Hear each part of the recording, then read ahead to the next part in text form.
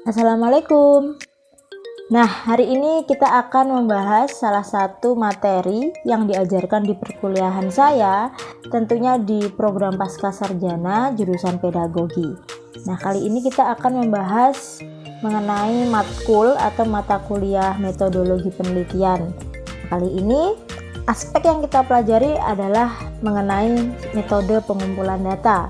Macam-macamnya udah banyak banget, ada observasi, wawancara, terus ada FGD dan lain sebagainya yang sudah dibahas di pertemuan sebelumnya. Tapi kali ini kita akan membahas mengenai metode pengumpulan data melalui angket, tes, dan triangulasi. Oke, kita mulai. Nah, di sini bisa dilihat kan di slide pertama ini adalah pengumpulan data angket. Angket memiliki fungsi serupa dengan wawancara, hanya berbeda dalam implementasinya atau penerapannya. Jadi jika wawancara, peneliti dan responden itu bertatap muka, jadi ngobrol lisan by lisan. Tapi kalau angket ini bisa disebarkan melalui selembaran atau melalui media online, seperti itu. Nah, kuesioner atau angket merupakan teknik pengumpulan data yang dilakukan dengan cara memberikan seperangkat pertanyaan atau pernyataan yang tertulis kepada responden. Nah, angket merupakan teknik pengumpulan data yang sangat efisien bila peneliti tahu dengan pasti variabel yang akan diukur dan tahu apa yang bisa diharapkan dari si responden tersebut. Nah, angket ini cocok digunakan apabila jumlah responden atau jumlah populasi dan sampel itu sangat luas. Misalnya saja cakupannya itu provinsi, kabupaten, kota, bahkan se-Indonesia seperti itu. Nah, angket ini merupakan sebuah pertanyaan atau pernyataan, bisa jadi tertutup maupun terbuka. Tapi kebanyakan tertutup karena hanya dibatasi untuk pernyataan atau pertanyaan tertentu saja.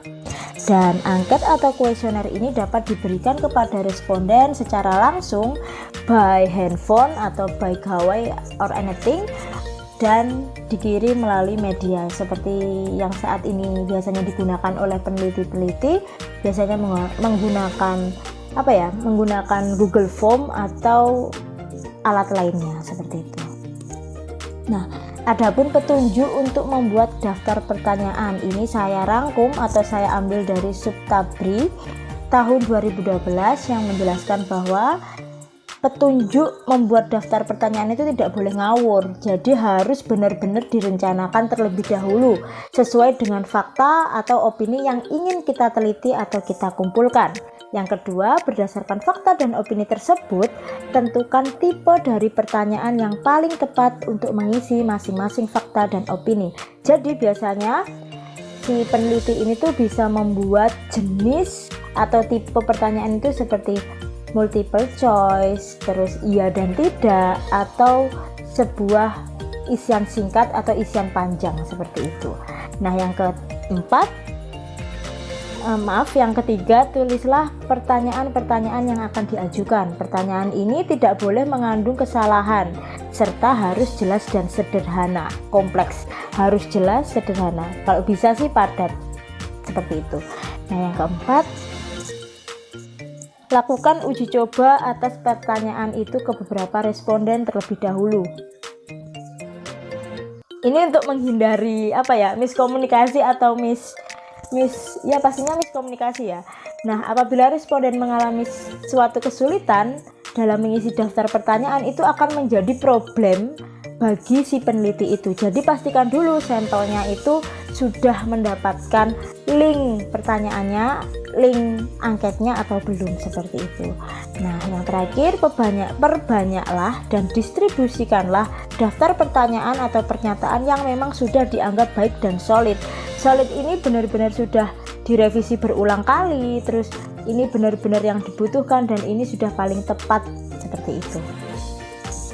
Nah, adapun kelebihan angket di sini, daftar pertanyaan atau pernyataan itu untuk sumber data bisa dalam jumlah banyak dan tersebar. Nah, pastinya angket ini kan bisa mencakup ke populasi atau sampel yang lebih luas. Nah, responden tidak merasa terganggu karena dapat mengisi daftar pertanyaan atau pertanyaan di waktu yang luang. Jadi mereka bisa mengisinya itu dengan waktu yang tidak ditentukan. Jadi setelah dia punya waktu senggang, dia bisa mengisi angket tersebut. Nah, yang ketiga, daftar pertanyaan secara relatif lebih efisien untuk sumber data yang banyak. Nah, ini sangat cocok sekali ya untuk populasi yang jumlahnya banyak. Nah, yang keempat, karena daftar pertanyaan biasanya tidak mencantumkan identitas responden, maka hasilnya dapat lebih objektif. Nah, ini adalah salah satu bagaimana adab kita meneliti sesuatu, bahwa meneliti sesuatu itu harus menjaga kerahasiaan si responden tersebut, seperti itu.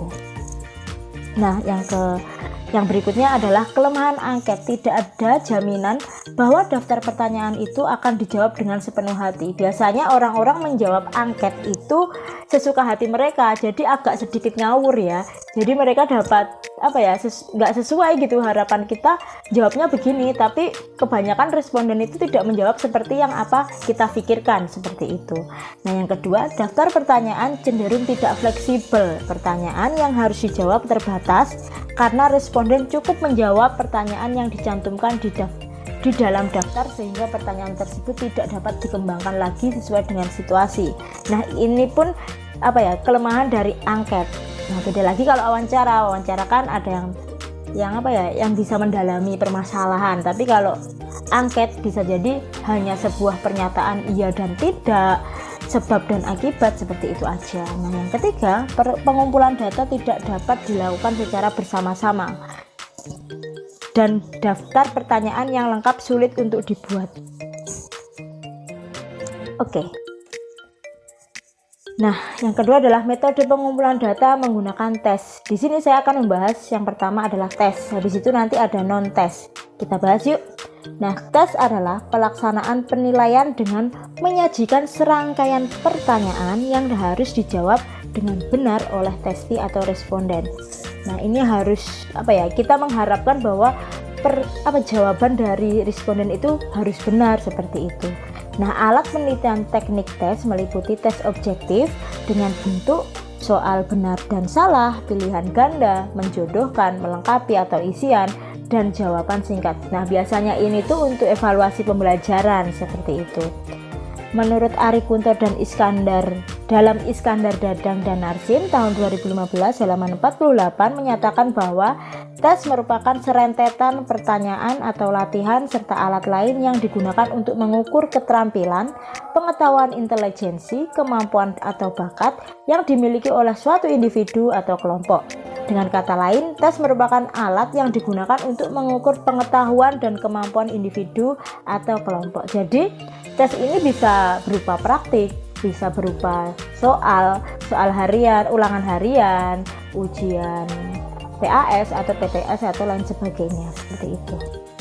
Nah, contoh alat tes itu ada tes lisan, tulis, dan perbuatan. Kalau lisan itu pastinya bisa jadi melalui wawancara, terus tes tanya jawab, seperti itu. Kalau tes tulis ini bisa dituliskan di selembaran. Nah, kalau perbuatan biasanya di nilai praktikum, seperti itu. Nah, yang pertama saya akan membahas mengenai lembar evaluasi yang meliputi pretest dan posttest. Nah, pretest itu adalah suatu bentuk pertanyaan yang dilontarkan oleh guru kepada muridnya sebelum memulai suatu pelajaran. Jadi dites dulu anaknya ini kemarin sudah belajar apa belum ya materi ini. Jadi kita coba dulu melemparkan sebuah pertanyaan kepada si siswa tersebut.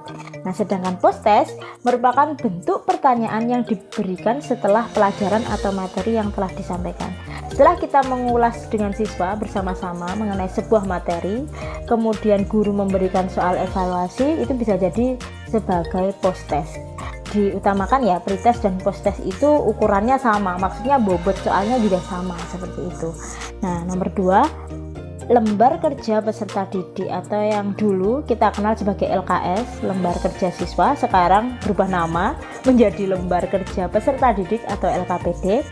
Nah, ini adalah salah satu sarana untuk membantu dan mempermudah siswa dalam kegiatan belajar mengajar, sehingga akan terbentuk interaksi yang efektif antara peserta didik dengan pendidik. Bisa jadi pendidik ini secara individu atau dibentuk sebuah kelompok kecil ataupun besar. Itu bisa menggunakan LKPD. Biasanya guru menggunakan LKPD itu untuk untuk bereksperimen atau kerja kelompok. Itu bagus sih untuk melatih interaksi siswa satu ke siswa lain dan siswa lain ke guru, seperti itu. Oke, kali ini kita akan membahas temannya tes, yaitu non-tes. Nah, ini menurut dua ahli, saya ambil dari dua ahli yang sama-sama kuat. Yang pertama adalah Ari Kunto ya, maaf ini kebalik, artinya harus Ari Kunto terlebih dahulu. Pada tahun 2002 halaman 26 dia berpendapat bahwa teknik non-tes meliputi skala bertingkat, kuesioner, daftar cocok, wawancara, pengamatan, dan riwayat hidup, seperti itu.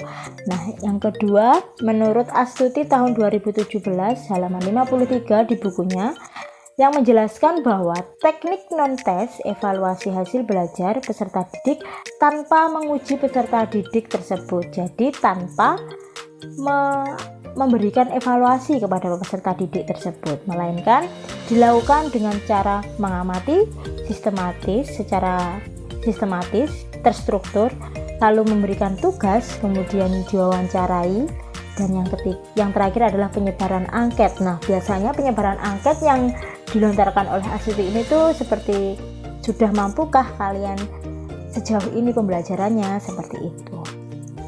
Nah, yang terakhir ini agak sedikit membingungkan ya. Mungkin ini adalah pengumpulan data triangulasi. Kita bahas sedikit mengenai triangulasi. Triangulasi itu ada dua tipe, yaitu triangulasi sumber dan triangulasi teknik. Kita bahas satu-satu nanti, tapi kita bahas dulu mengenai pengertian triangulasi. Pengumpulan data yang bersifat menggabungkan dari berbagai teknik atau metode pengumpulan data dan sumber data yang telah ada.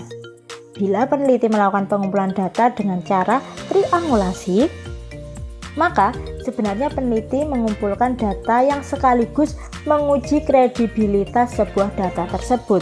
Yakni mengecek kredibilitas data dengan berbagai teknik atau metode pengumpulan data dan sumber data. Ini ini memudahkan peneliti sih hasilnya, tapi kebanyakan peneliti agak sedikit bingung apa sih triangulasi itu gitu. Nah, yang pertama saya bahas mengenai triangulasi teknik, yaitu peneliti menggunakan teknik pengumpulan data yang berbeda-beda pastinya. Ada wawancara, observasi, dokumentasi, FGD, tes maupun yang lainnya untuk mendapatkan data dari sumber yang sama. Ya, karena peneliti pastinya sudah menentukan populasi atau jumlah sampel yang akan diteliti. Nah, peneliti menggunakan observasi partisipasif, wawancara mendalam, dan dokumentasi untuk sumber data yang sama secara serempak. Seperti itu. Nah, yang kedua adalah triangulasi sumber. Peneliti mendapatkan data dari sumber yang berbeda-beda dengan teknik yang sama. Udah kan? Gak bingung lagi kan? Nah, kita ulas tujuan triangulasi menurut Susan Steinbeck tahun 1988. Nah, tujuan triangulasi bukan untuk mencari kebenaran tentang beberapa fenomena, tetapi lebih pada peningkatan pemahaman peneliti terhadap apa yang ditemukan. Nah, jadi triangulasi itu yang dilontarkan oleh Susan Steinbeck ini tuh bukan untuk mengukur benar nggak ya fenomena itu terjadi, benar nggak ya bahwa kejadian itu terjadi kemarin atau seterusnya, seperti itu. Tetapi tujuan dari triangulasi adalah memahamkan peneliti tentang apa yang akan dia teliti atau yang dia teliti saat itu juga, seperti itu. Nah, menurut Martinson tahun 1988, nilai dari teknik pengumpulan data triangulasi adalah tentunya untuk mengetahui data yang diperoleh secara konvergen. Konvergen itu adalah meluas. Nah, tidak konsisten atau kontradiksi. Oleh karena itu, dengan menggunakan teknik triangulasi dalam pengumpulan data, maka data yang diperoleh akan lebih konsisten, tuntas, dan pasti. Nah, itu tadi makanya kenapa teknik triangulasi itu sekaligus mengukur kredibilitas data tersebut. Keren kan?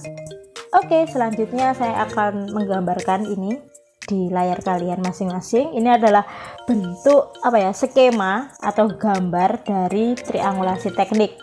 Jadi di mana si peneliti itu mempunyai atau menggunakan metode penelitian yang berbeda-beda seperti observasi partisipasif, wawancara mendalam, dokumentasi untuk mendapatkan sumber data yang sama.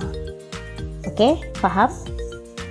Nah, yang ketiga ini, yang terakhir ini adalah triangulasi sumber, yaitu wawancara. Metode pengumpulan data itu bisa menjabarkan tentang A, B, C. Nah, keren kan? Nah, itulah triangulasi sumber. Tapi kebanyakan sih lebih enak triangulasi teknik ya kalau saya. Tapi usahakan kita harus menguasai semuanya. Nah, terima kasih, itu yang dapat saya sampaikan, kurang lebihnya mohon maaf. Semoga kita bertemu di lain waktu tentunya. See you. Thank you so much.